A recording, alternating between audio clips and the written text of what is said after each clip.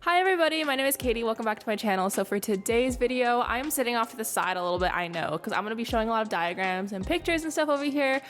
But today I am going to be doing like a how I studied for the NAPlex, how I was able to pass for the first time. Basically just providing tips and tricks to you guys who are ready or about to take the NAPlex. So I'll first be going into a little bit of an intro about myself, who I am. I'll talk about planning, the resources that I used, and then I will lastly go over like how long it took me to get results, like when I took the exam and when I got the results. And then also I just want to say I have notes behind me on the computer. So if I'm looking in the distance, that's why. I just want to make sure I don't forget any points, and then I'll be scrolling. So sorry, the setup's kind of interesting, but we're just gonna go ahead and get started we're gonna get started with the intro about myself. So my name's Katie, if you're new to my channel. I graduated with my PharmD at University of the Pacific in Stockton, California in May of 2024. So as I'm uploading this just a couple months ago. I did move to Oregon to do my PGY1 residency, so that's where I am right now. And so just a little bit of an intro about the NAPlex itself. I'm sure you're probably familiar, but just in case you aren't, it has 225 questions in 6 hours. Yes, it is a very long exam. There are 2 optional 10-minute breaks spaced evenly throughout the exam, and I recommend taking these breaks. Use them. Your mind will get fatigued if you skip them. And your time is paused during this break, so there's no reason not to take the breaks. So take the breaks. And then you must answer every question before moving on. There is no backwards navigation in the exam. So for a little bit about planning, my NAPlex test date was July 31st, and I did start like studying for the exam in April before I even signed up to take it. I did make a study calendar, or I more so modified a study calendar. I'll put it on the screen here. The outline is from the Uworld website, and I really didn't change much. I just edited the dates on it. You will notice that I do have a break in my schedule in May. It's because there's graduation, like I was moving, just a lot going on, preparing for residency. But yeah, so there is a side note here that I want to mention. The study schedule that Uworld uploaded is missing 2 chapters. It's missing chapter 5, which is drug references, and chapter 56, which is transplant. I realized this at the end of my studies, and I just added those 2 in before I took my practice exam, because there is, as you can see, like a break of like review what you missed. So I was able to add that in during that time.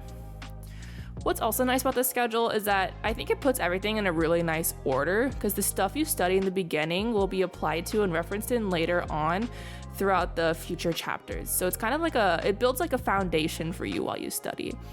And if there are multiple chapters in a day, they're generally shorter and or easier to digest. So I think it's a very great tool. If you do have the book, I would recommend using it to your advantage. So I was also studying for the MPJE starting in June. So I did get a little behind on my NAPlex schedule during this time, since the MPJE was my priority, since that exam was scheduled a month earlier. So it was scheduled first. So I was still studying NAPlex, but I was making sure I was staying on top of my MPJE and not falling behind on that. And then any extra time I had in the day, I studied NAPlex, if that makes sense. I do have an MPJE advice video, so if you are planning on taking that, I will link it in the corner. That way you can go ahead and watch that. Some of the points that I'll be touching on are pretty similar, but overall I think it is worth a read, worth a watch, because there are some different resources that I use that might be of use to you. But okay, back to this video. While this is a general outline of what I did each day, I'll go into more depth on the resources I used, which isn't much for the NAPlex, to be honest, how I studied, and that leads me into the next section of the resources I used. So the first one I used is Uworld, which was the major resource I used. I didn't really use much else, to be honest. The school, or my school, provided us with a 1-year subscription that started in August 2023, which ended up being perfect for me since my exam was on July 31st, 2024. So my exam was just right before the subscription ended, which was great. Throughout the year, the school year, we were required to complete chapters and exams for our capstone course, so my studying technically did start earlier. But the bulk of my studying began in April 2024, which was about 3 to 4 months before my exam. The Uworld subscription comes with the book, which I have right here. Yes, this thing is massive. Oh, there we go. This thing is big. It comes with the book and an online component, which has video lectures, a quiz bank, and a flashcard system. Though to be honest, I did use a different app for flashcards. I didn't really use Uworld's, but it is there as a resource if you want to use it. The way that I studied with Uworld is similar to how I described it in my MPJE video, so this portion may be a little bit redundant if you watched that one already, but when going through each chapter, I just read and highlight the sections first. I watch the video next to reinforce the concepts, and then I type down notes, and I'll explain that more in depth in a second. But I then, after taking my notes, I take a practice quiz to see how much of the information I retained. Once I get further into the chapters, my day would also consist of review from previous sections too, so that way I'm making sure that I'm actually retaining what I'm learning and not just like progressing through the chapters and forgetting everything that I learned. It needs to be comprehensive and I make sure that I retain everything. If I realize, like, I take the practice quiz and I'm like, ooh, I did not do well, I really didn't retain that. I will just go back and redo that chapter basically and review those concepts to make sure that I fully understand it again. So going back to the notes that I type, I do it in a way that allows me to quiz myself and practice active recall without seeing the answers, if that makes sense. So on the screen here, I'll put my Notion page where I organize all my notes. So I have this whole page that's titled RX Prep. And in this page, I have each section of the Naplex book labeled out. So on the screen here, you'll see the first section of the book, which is titled Pharmacy Foundations Part 1. Under this section is each chapter of the book. There's no chapter 1 because that one's just listing out like the exam details. Like, ooh, it's 225 questions. Like, I don't need to take notes on that. But if I were to click on like chapter 7, intravenous drug principles, for example, there is a sample portion of my notes here that I could test myself on drug incompatibilities, for example. So for this section, drugs that have leaching and absorption issues with PVC. So I would think like, okay, so that one is the acronym Latin. And that one stands for lorazepam, amiodarone, tacrolimus, taxanes, insulin, and nitroglycerin, basically. And then I would scroll down and I reveal the answers. And then I'm like, oh, I got it right. Okay, that's good. And that's kind of how I test myself using my notes. It allows me to not have to create flashcards for like every single thing, if that makes sense. So this is kind of how I started taking notes partway through pharmacy school, and I realized it worked really well for me. But pretty much overall, every day I would just review some old content and some new content that's allocated on this schedule. The next resource that I used is Anki. So Anki saved my life for knowing my top drugs. Basically, if you don't know what it is, it's a flashcard app that's free to download on computer and Android phones, but it does cost money on Apple phones for some reason. But I'm totally fine with just using it on my computer for free. Because I personally think it's better to study on the computer than on my phone. My phone is for fun, my computer is for studying and fun, but studying mainly. But what's neat about Anki is that it remembers how well you did on a flashcard, and through that, it determines how frequent to give you back that flashcard based on that data.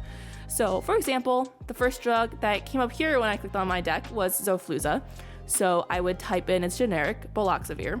And based on how I felt about answering that question, I could select the card was either hard, good, or easy. If I get it wrong, I would select the again option. But the time intervals are dependent on how new the card is and your prior history with it. So this card is pretty new to me, so you can see the time intervals are pretty short. But if the card is old and or you've been answering correctly for a really long time, the intervals will be months long. It's pretty important to know your top drugs for the exam, because if you don't know the brand name in the question, you kind of just can't answer the question, even if you would know the concept that the question is asking, if that makes sense. So for Naplex, I found that knowing the top drugs in the front of the book was sufficient for the exam. So it's like the front page here, a couple pages in, it has like a list of the top drugs. I don't remember what page it was on anymore. Oh, here it is. It's just like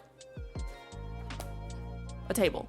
I found that knowing all of that was sufficient for the exam, and I would put the flashcards in as both the brand and the generic as the front facing cards. That way I would know it both ways, if that makes sense. But yeah, every day I would just add some more of the drugs into my flashcard deck. So it just kept continuously growing.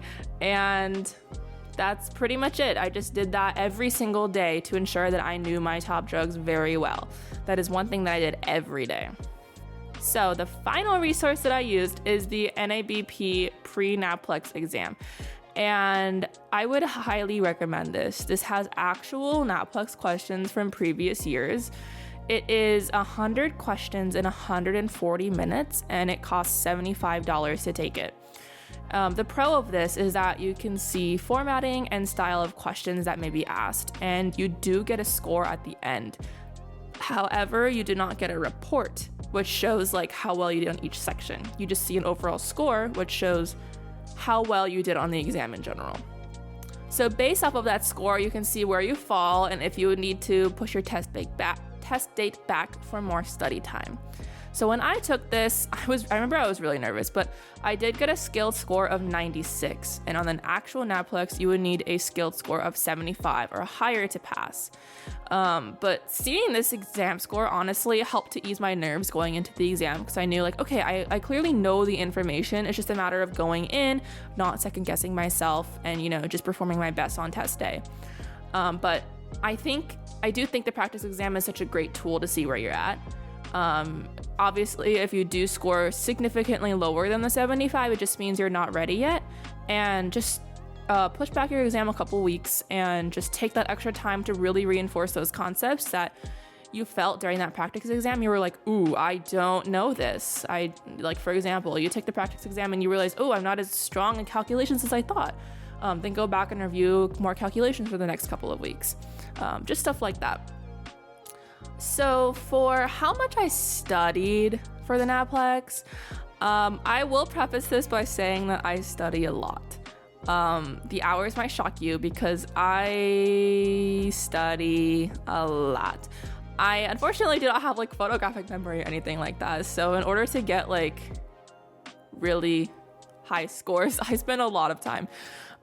So in total for the naplex, at least counting starting in April, when I started like the bulk of my studying, when I started like my naplex focus studying, like actually studying for the naplex, because throughout the year, yes, I was studying for the naplex by studying through my school course, but I'm just not going to count that. Just when I started studying, I did study for a total of just under 400 hours. It was 397 hours for the naplex alone.